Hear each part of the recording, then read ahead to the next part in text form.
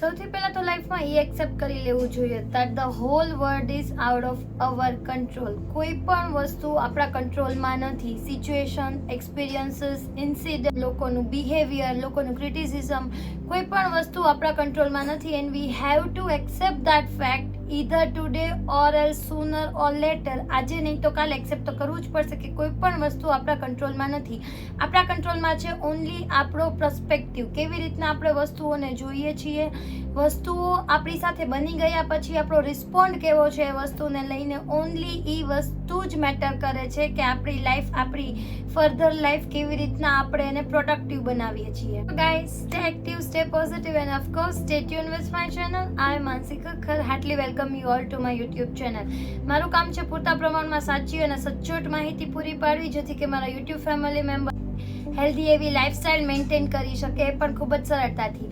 આજના વિડીયોનો ટોપિક છે how to let go the things. You know, આપણી લાઈફમાં ભલે આપણે નાના હોઈએ, મોટા હોઈએ, કોઈ પણ એજના કેમ ના હોઈએ, ઘણું બધું આપણી સાથે બની જતું હોય છે. લાઈક સ્કૂલમાં હોઈએ તો સ્કૂલમાં આપણને આપણા ટીચરે ખીજાઈ લીધું, કોઈ કે આપણી ઇન્સલ્ટ કરી નાખી, આપણી ફ્રેન્ડે આપણને કંઈક કહી દીધું, ફોનમાં ખરાબ રીતના વર્તન કરી નાખ્યું, આપણે બહાર ગયા હોય તો ત્યાં કોઈ એવો ઇન્સિડન્ટ આપણી સાથે થઈ ગયો.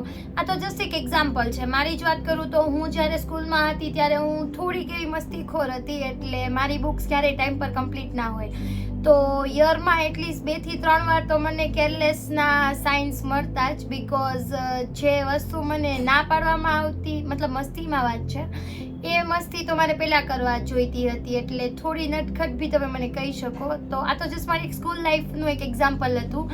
તો મને બી ના ગમતું કે મારા સર મને કેરલેસ કહેતા. પછી કોલેજમાં અમે બંક બહુ જ મારેલા છે. બંક મારીને હું શોપિંગમાં વહી જતી, મારા ફ્રેન્ડ સાથે મૂવીઝમાં વહી જતી.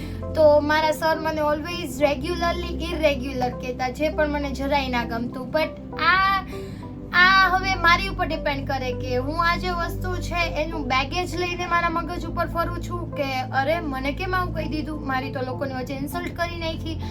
હા, મને મારા સર પૂરા ક્લાસની વચ્ચે કહેતા કે she is regularly irregular, but સ્ટડીઝમાં હું ગમે એ રીતના ભેગું કરી લેતી, જસ્ટ બીકોઝ મારું એક નામ જુગાડું પણ હતું. તો જુગાડ કરીને હું ગમે એ રીતના મારું સ્ટડીઝ સારું એવું બેલેન્સ કરી લેતી.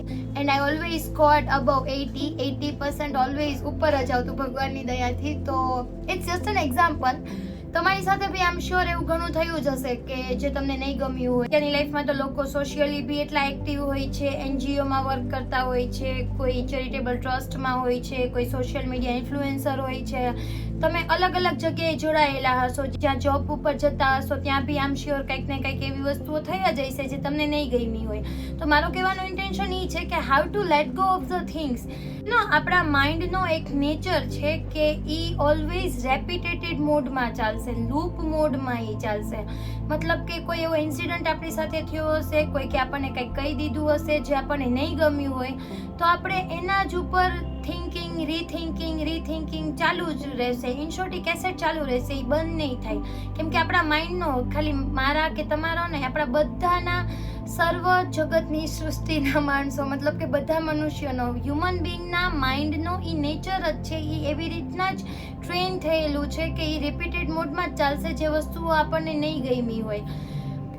સે ફોર એક્ઝામ્પલ, કોઈની સાથે કોઈક એવો ઇન્સિડન્ટ થઈ ગયો જે એને નહીં ગમ્યું હોય. લાઈક સોશિયલ મીડિયા ઇન્ફ્લુએન્સર કોઈ હોય તો તમારા પોસ્ટ ઉપર કોઈ કંઈક કમેન્ટ કરી દીધી જે તમને નહીં ગમી હોય. વર્કિંગ વિમન તમે હોય તો તમારા બોસે તમારી ઉપર ગુસ્સો કરી દીધો હશે જે ઓફકોર્સ તમને નહીં ગમ્યું હોય. પછી મેરિડ વિમેન કોઈ હશે તો સાસુ સસરા સાથે કંઈક બોલવાનું થઈ ગયું હશે, યા તો નણંદે કંઈક કહી દીધું હશે, હસબન્ડ વાઈફના ઝઘડા and all that shitty things.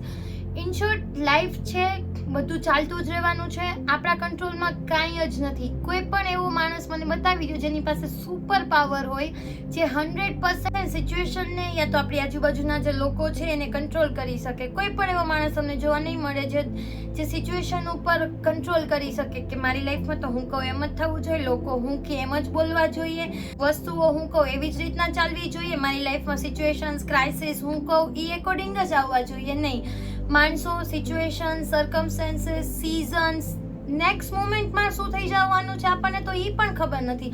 તો પણ આપણે જે વસ્તુઓનો બેગેજ છે એ લઈને ચાલીએ છીએ. એક બહુ નાનું એક્ઝામ્પલ આપું. આપણે અગર ચાલીને ઘરની વસ્તુઓ લેવા જતા હોય તો એક 1.5 કે 2 કિલોની બેગ પણ જો આપણા હાથમાં હશે તો એ 5 મિનિટથી વધારે પણ જો આપણે હોલ્ડ કરશું તો આપણે તરત થાકી જઈશું, રાઈટ? કેમ કે એ બેગેજ આપણું બોડી કે આપણું માઇન્ડ એ વસ્તુઓને હેબ્યુચ્યુઅલ જ નથી કે આપણે ભાર લઈને ચાલી શકીએ.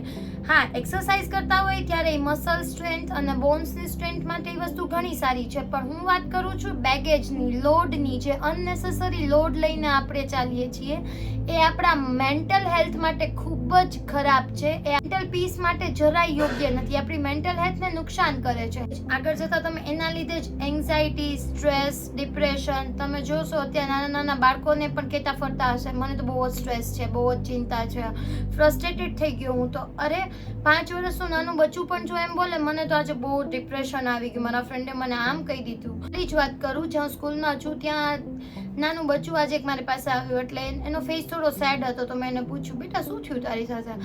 મેડમ મને તો ભયંકર ટેન્શન છે.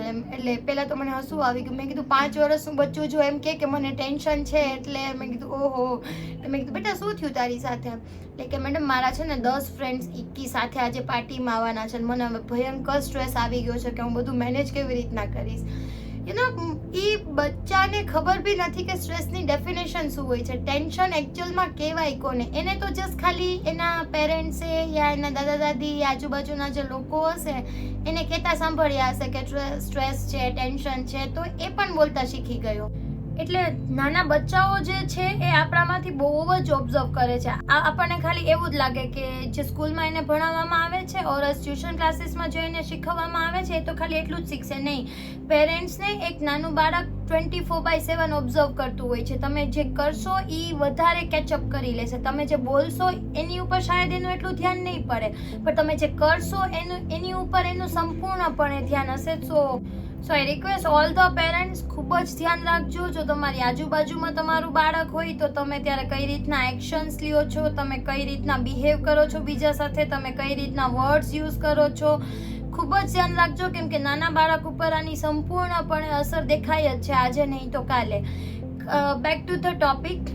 જ્યારે આપણે જન્મ લઈએ છીએ ત્યારે જ આપણો નેચર પણ ડિસાઇડ જ હોય છે. તમે લોકોને કહેતા સાંભળ્યા હશે કે પ્રાણ અને પ્રકૃતિ સાથે જ જાય. મતલબ કે જન્મ સમયે જ આપણો જન્મનો ટાઈમ, મૃત્યુનો ટાઈમ, આપણી લાઈફમાં કેવી કેવી સિચ્યુએશન્સ આવશે, કેવા કેવા સર્કમસ્ટન્સીસ આવશે, કેવા કેવા લોકો આપણી લાઈફમાં આવશે. એટલે તમે ઓલું પણ કહેતા સાંભળ્યું હશે, રબને બના દી જોડી, જોડિયા તો ઉપર સે બનતી હૈ.